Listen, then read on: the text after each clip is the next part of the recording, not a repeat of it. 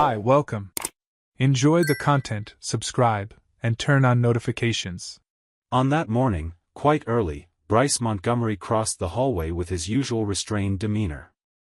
He was wearing his neatly ironed dress shirt, and with the calmness of someone who lives under control, he informed his wife that he would be away for the next 10 days on a business trip. Destination, the Caribbean. It was an international convention with meetings and presentations of results. As he spoke, Miranda watched him with the expression of someone who listened more out of politeness than interest. As soon as he finished, she simply replied with an "okay," without even looking away from her phone. There was no kiss, no question about the flight, no "have a good trip." Just a functional silence between two people who were already living parallel routines. Bryce didn't seem surprised by the coldness. He grabbed his suitcase, put on his coat, and left. Hours later, Miranda continued with her routine. The snowstorm from that week had partially blocked the garage, but she didn't bother to check if Bryce managed to leave with the car. Their marriage functioned like an ongoing contract, each fulfilling their role without much interference. He provided. She maintained the appearance of a respectable wife. And so the weeks piled up. Around 4 in the afternoon, Miranda's phone vibrated with a video call. It was Bryce. She hesitated for a moment before answering. When she touched the screen, she saw his face filling the image, and behind him, a brightly lit balcony with a view of a vibrant blue sea. He was in short sleeves, relaxed, with his hair slightly tousled by the wind. He smiled, but there was something distant about that smile.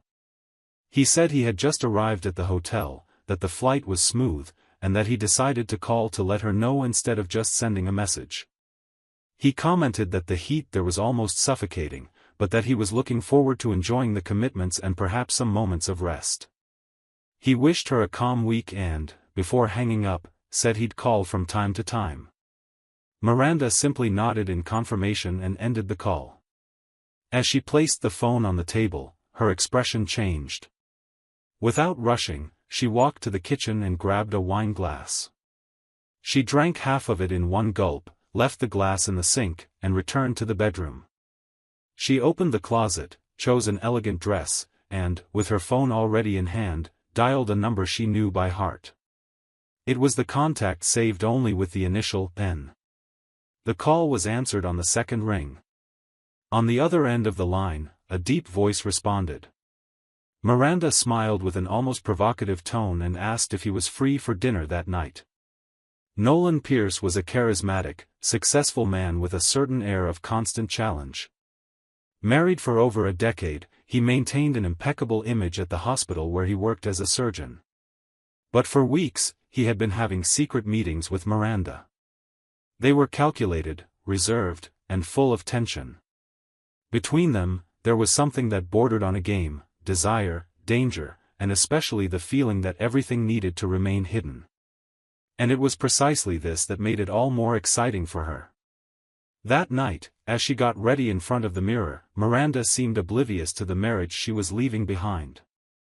Bryce's name didn't even cross her mind. It was as if he had become merely a formality. Each stroke of makeup was part of a character she herself had created.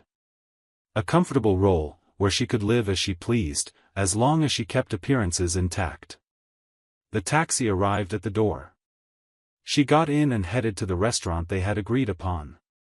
A discreet place, far from the center, where they could dine without the risk of running into acquaintances.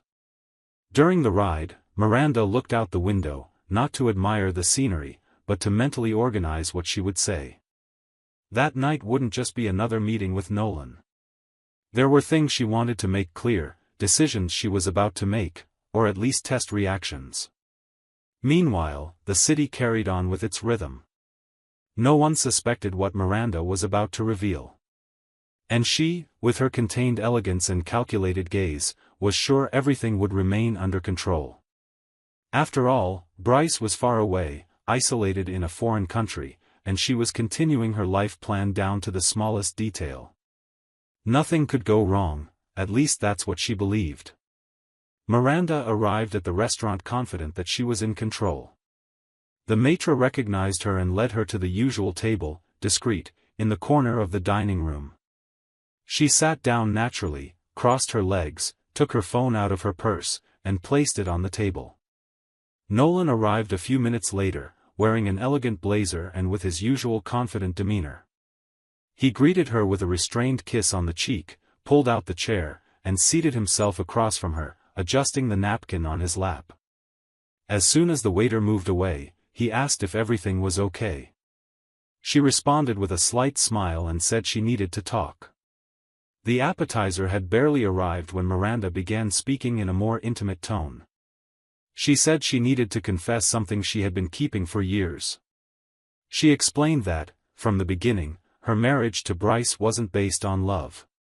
She recounted that when they met, Bryce had just inherited a considerable fortune after the death of his parents.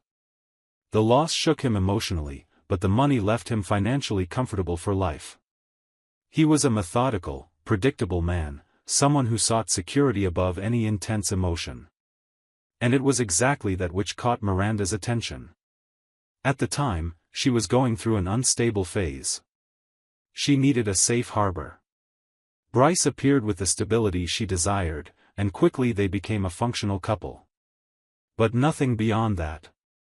They got married within a few months, and the prenuptial agreement was drafted by his family's lawyers.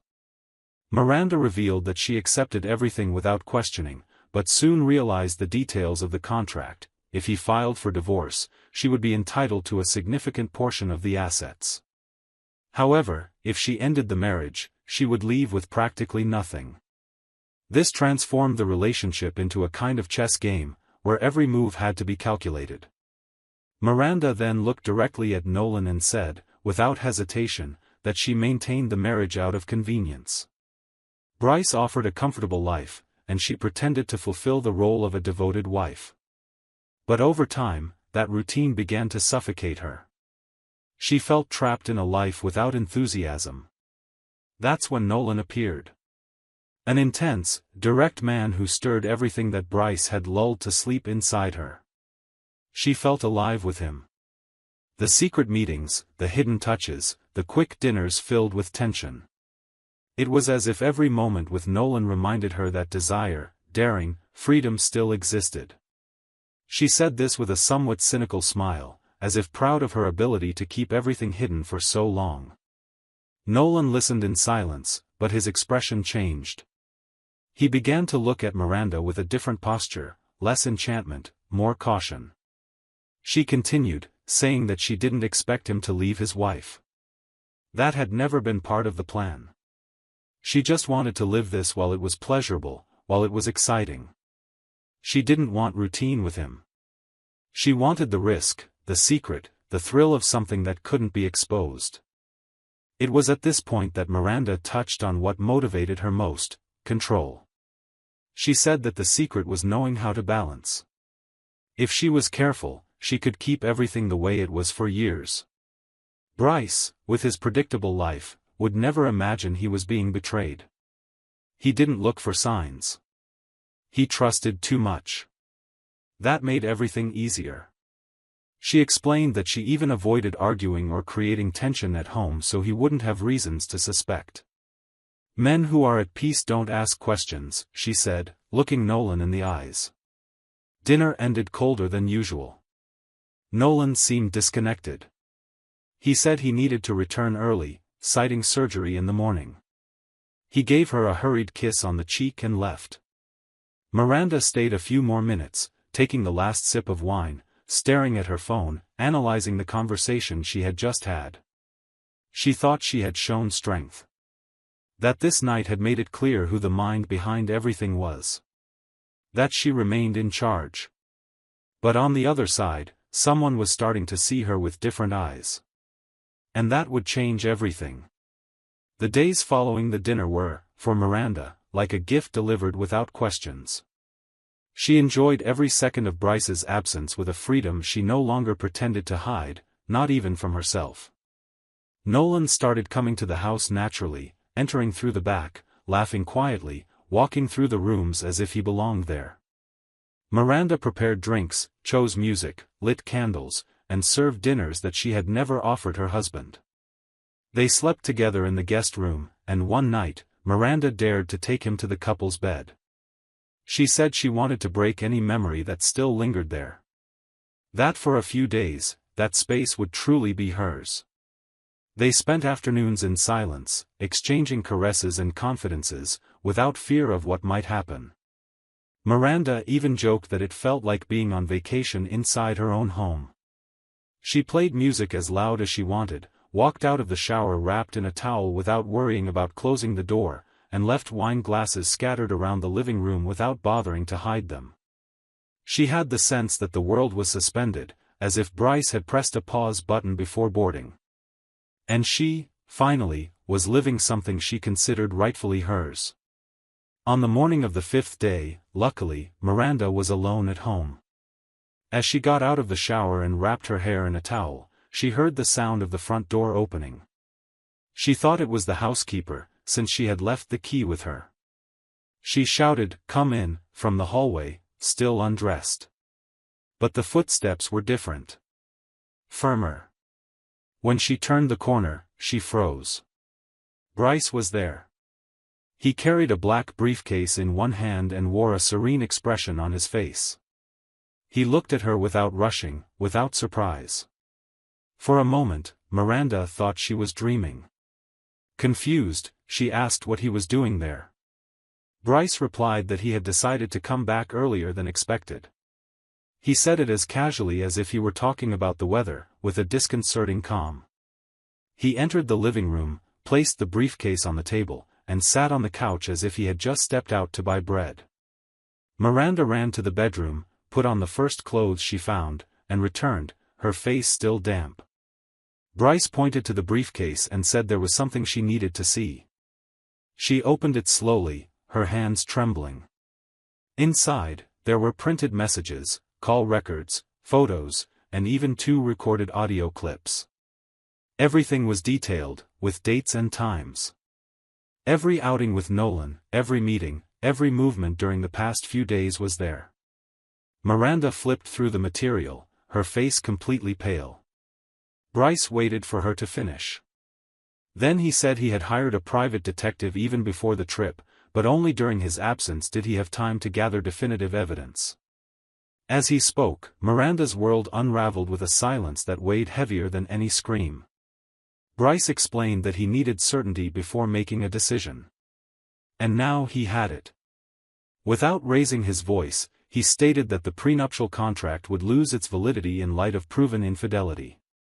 He had already initiated the process. And from that moment on, Miranda would no longer have any rights to his assets. He didn't insult her, nor did he question her. He simply informed her. He said everything would be resolved by lawyers, that the next steps were already defined, and that she could stay in the house for 2 more days until her lawyer contacted her. Miranda tried to argue, but her voice faltered. Bryce stood up, adjusted his shirt cuffs, picked up the briefcase, and walked to the door. Before leaving, he turned for a moment. He said he always knew something was off, but he preferred to believe it was just the wear and tear of time.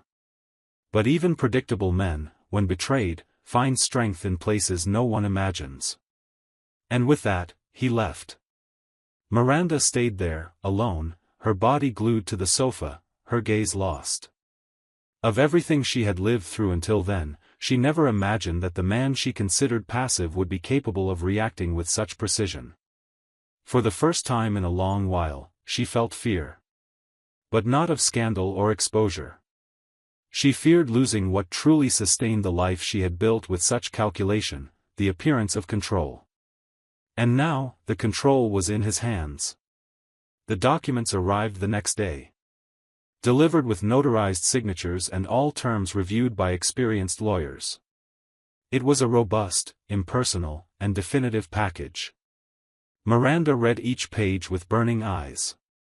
There was no room for negotiation. Bryce had tied up every point with surgical precision. The proven betrayal nullified the clauses of the prenuptial agreement. All the benefits she thought were guaranteed disappeared in a few lines of letterhead paper. Within a week, Miranda had to leave the house where she had lived for the past several years. The furniture didn't belong to her. The accounts were frozen, and the credit cards were cancelled. She had to pack her clothes in borrowed suitcases and accept help from a childhood friend who offered her a room in a two-bedroom apartment where she lived with her teenage son. There, sharing space with a boy she barely knew, Miranda began to feel the real weight of the consequences. It was the first time her elegant appearance didn't open doors. She was no longer seen as Mrs. Montgomery. She was just Miranda. And to many, that meant nothing. The social circles she frequented also closed off. Invitations to dinners, charity events, networking coffees, all vanished. No one said anything directly, but she noticed the sideways glances, the ignored messages, the empty excuses to cancel meetings. People who once praised her dresses now crossed the street to avoid her. She realized that the world she valued so much had silent rules. And whoever broke the protocol of perfection was left behind without ceremony. Seeking a final thread of security, Miranda reached out to Nolan. She called multiple times. When he answered, his voice was dry. He said his wife confronted him with prints and audio clips he never thought anyone had access to. The separation was inevitable. Although he didn't lose his position at the hospital, his reputation was severely damaged. Colleagues distanced themselves, and patients began requesting other professionals. Nolan kept working, but he was no longer respected as before.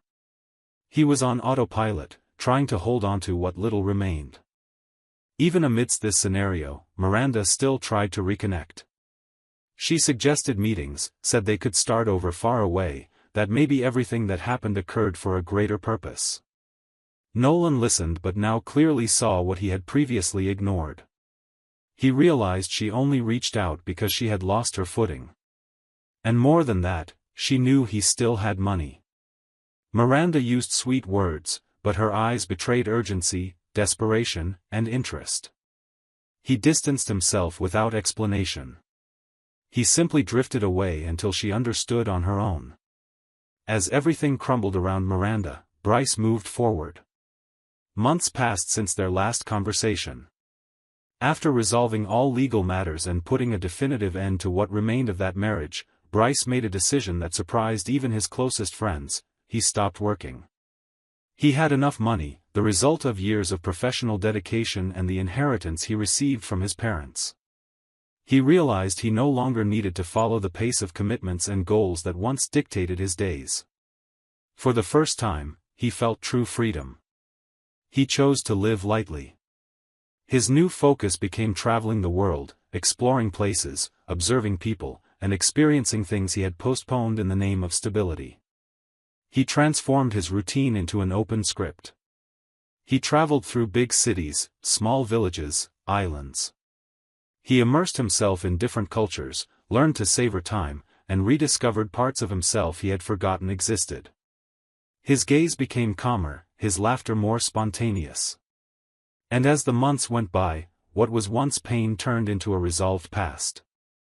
Until one ordinary morning, while waiting for a flight at the airport in his hometown, Bryce spotted someone familiar. It was Miranda. Sitting alone on a bench near the boarding gate, she was flipping through a manual with a badge hanging around her neck. When she saw him, she was visibly surprised but stood up and walked toward him with a shy smile, quite different from the haughty woman he once knew. There was something lighter in her face, less vanity, more humanity. They talked for a few minutes. She told him she had gotten a job in the administrative area of an airline. She mentioned that since she spoke a few languages, she ended up being hired to help with international support. She commented that the years she spent away from the job market had only hindered her life. It took her a while to understand that living off an image was like walking on thin glass. Finally, she looked him in the eye and apologized. Without beating around the bush. She simply said she regretted what she had done and hoped he was doing well. Bryce listened attentively. When she finished, he responded in a calm tone, "I'm glad you're doing well now. I wish you luck." With a simple gesture of farewell, he picked up his backpack, thanked her for the conversation, and went on his way. No resentment, no burden. Just with the certainty that sometimes, the true fresh start happens after everything fake stops making sense. Suspicious of your wife or daughter-in-law? Don't go through what we saw in the video. Check the link in the comments and get the ebook with valuable tips and investigator-approved sites to clear your doubts. Thank you for watching the video. If you enjoyed it, don't forget to subscribe to the channel and turn on notifications so you won't miss any updates. See you next time.